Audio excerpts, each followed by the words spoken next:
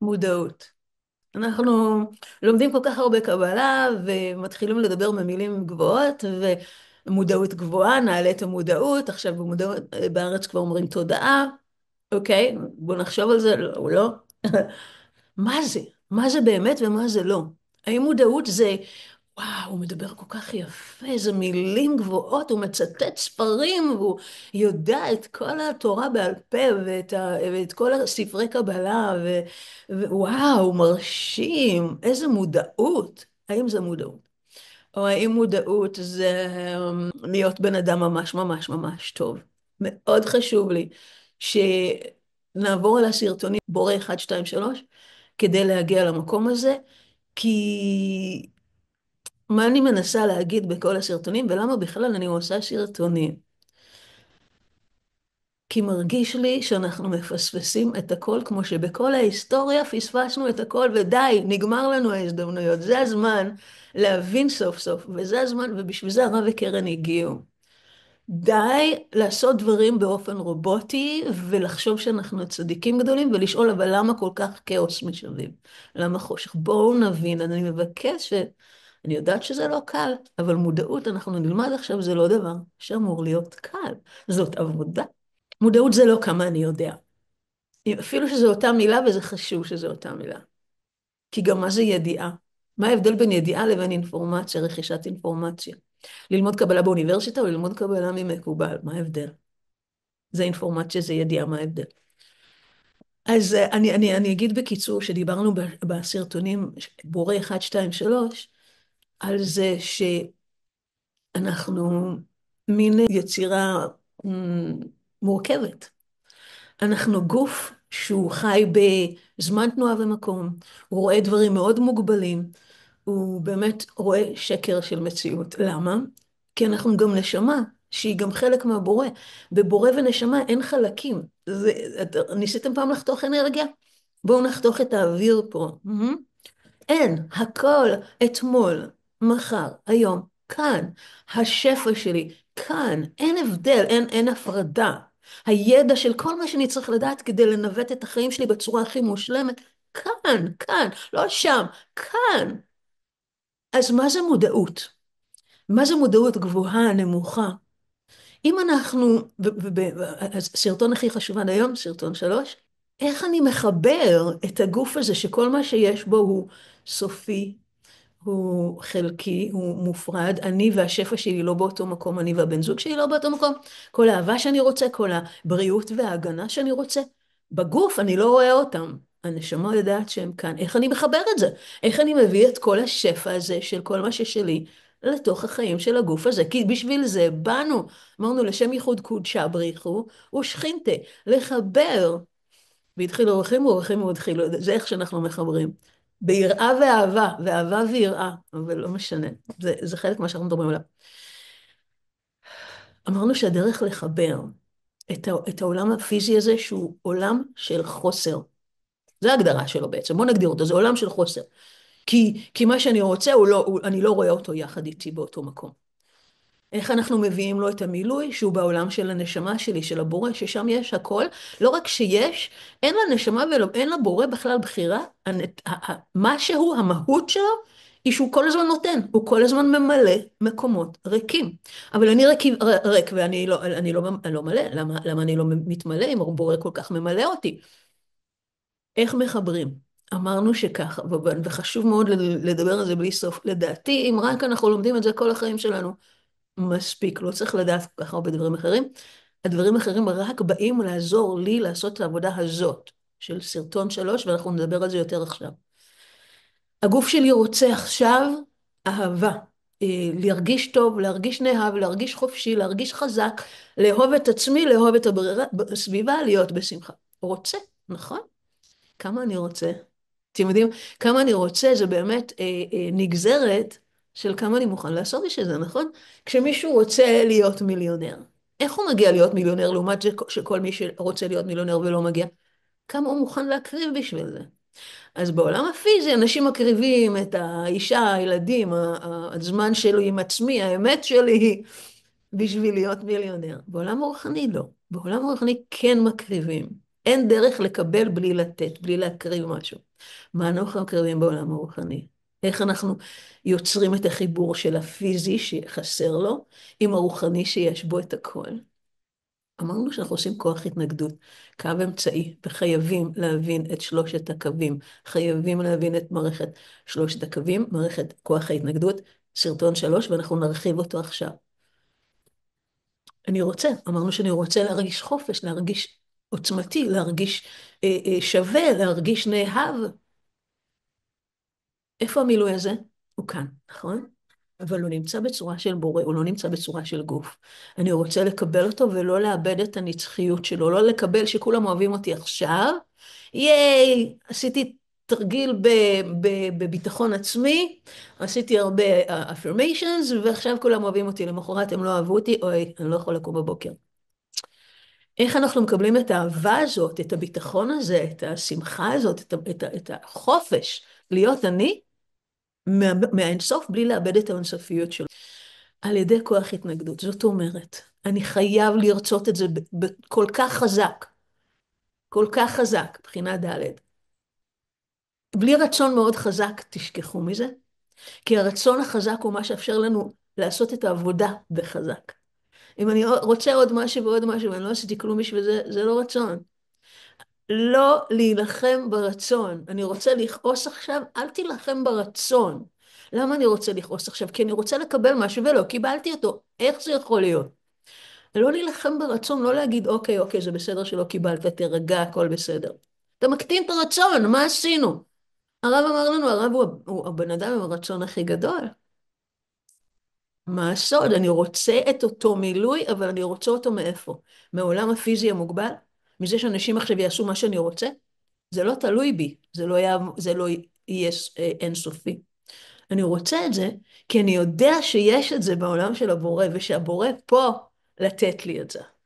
כאן מתחילה מודעות יותר גבוהה, לדעת שמה שאני רוצה לא תלוי באף אחד שיעשה מה שאני רוצה, ובאף אחד שייתן לי מה שאני רוצה, לא תלוי.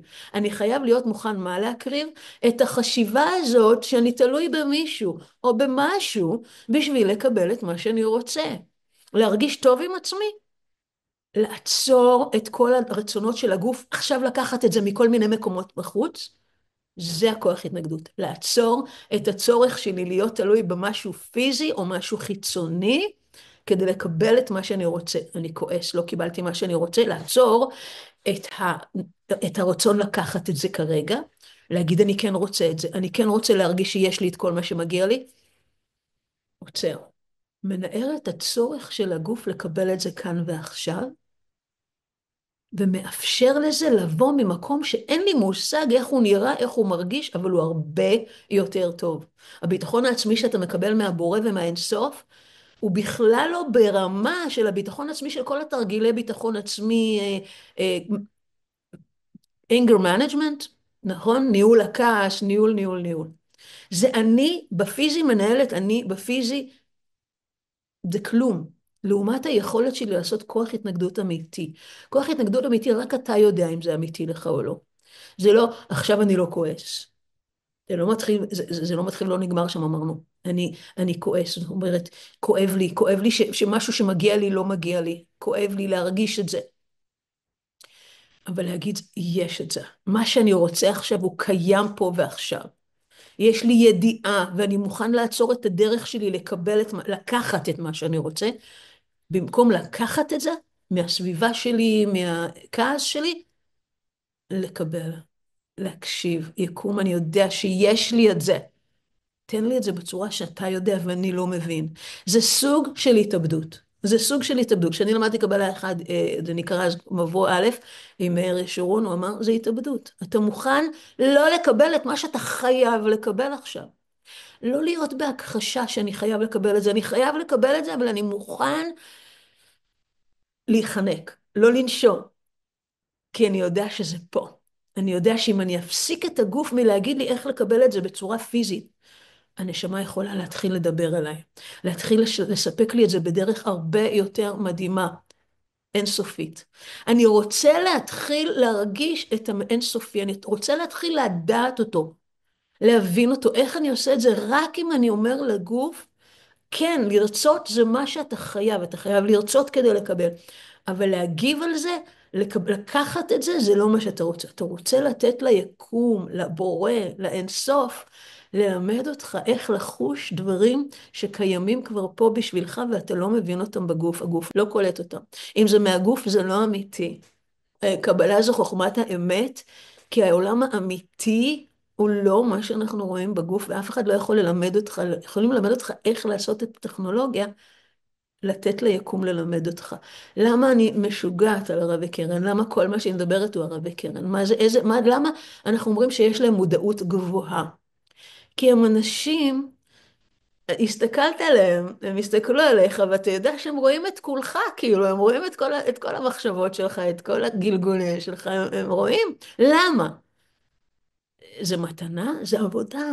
זה עבודה של כל פעם שהם רוצים משהו, וחושבים שעכשיו הגוף הזה, העולם הפיזי והסביבה שלי חייבת לתת לי, הם אומרים, לא, יש לי את זה, ואני מוכן לעצור הכל, בשביל לקבל את זה מהעולם האמיתי, שהוא העולם האינסופי.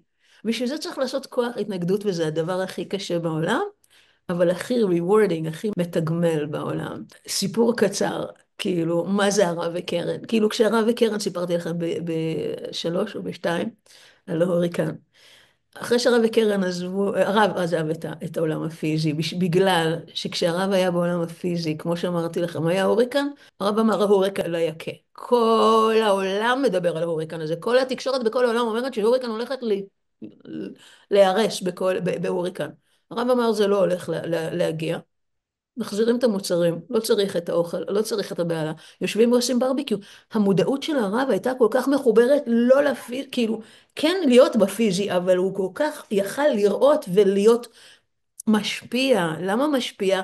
כי אתה מתחיל לפעול בעולם הרוחני, אתה לא צריך שהפיזי יגיד לך מה לעשות, אתה לא תלוי בזה יותר.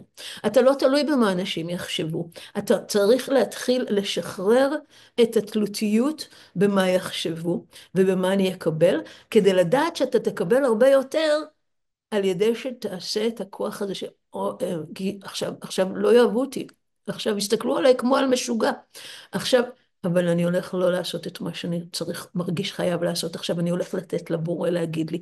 רק ככה אנחנו מתחילים להיות לגמרי מונחים על ידי החלק שלנו שהוא בורא, שהוא יודע מה טוב בשבילנו, על ידי שאנחנו מוכנים לא להיות מושפעים, ובטח לא להיות תלותיים במה שהחיצוני אומר לנו לעשות. אם אנחנו כל הזמן ברמה של נפש, לא נשמה, נפש, רוח, נשמה, חיה. ברמה של נפש, ברמה של מה שאני רוצה, אני לוקח, אנחנו לא מאפשרים לנשמה שלנו להיות אקטיבית. מודעות גבוהה, מה שהתחלנו, זאת אומרת, כמה אני מצליח לעשות כל יום עוד ועוד ועוד את הכוח התנגדות, לשרוף את הרצון הזה שרוצה עכשיו, ולשמור את הרצון להתמלא באינסופי. אני רוצה, הרצון שלנו כל כך חשוב להגדיל אותו. שוב, הרב אמר, אני בעל הרצון הכי גדול שיש, אבל מרוב שאני רוצה שיהיה לי טוב, ולכל האנשים שאני אוהב שיהיה להם טוב, אני חייב לדעת שאני צריך להיות יותר בדאגה לכל העולם, כי זה מה שהנשמה שלי רוצה. אם אני רוצה להתחבר לנשמה, אני חייב לבטל לא את הרצון, את התלות של הרצון בעולם הפיזי. ואני אספר מה שזכור לי ממש לנצח עשינו מעגל של אנשים לספר סיפורים מהרב וקרן אחרי שהרב עזב את העולם הזה. אז אנחנו יושבים במעגל ואנשים מספרים סיפורים מדהימים על הרב. למשל, תלמיד שמספר לרב, חלום, הרב, היה לי חלום עם הרב, אני היה ככה, הלכתי ועשיתי וזה וזה וזה. הרב אומר, נכון, אבל שכחת שגם עשית את זה ואת זה, והרב היה כי אנחנו אמורים לדעת את הדברים האלה באותה מידה על ידי העבודה האמיתית של כוח התנגדות אמיתי, לא לבטל את הרצון, להגדיל את הרצון, לרצות להיות בחופש מכל מה שמגביל אותי, לרצות להיות כל כך נאהב מבפנים, בלי תלות באף אחד, כל כך בשמחה, כל כך במילוי, כל כך בלדעת שאני כל הזמן מוגן. אז יושבת בחורה ואומרת, הייתי באירוע גדול, פעם ראשונה במרכז לקבלה, היו שם איזה מאות אנשים.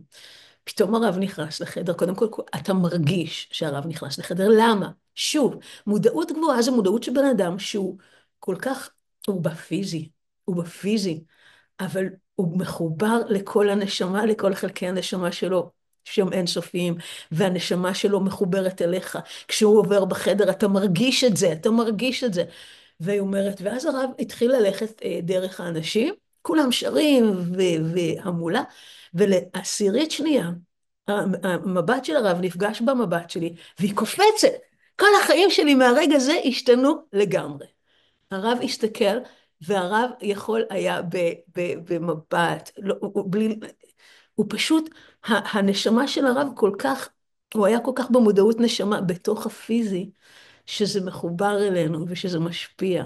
זו מודעות גבוהה, זה לא כמה אנחנו יודעים, זה לא כמה יפה אנחנו מדברים, נראים, כמה לייקים יש לנו בפייסבוק, באמת.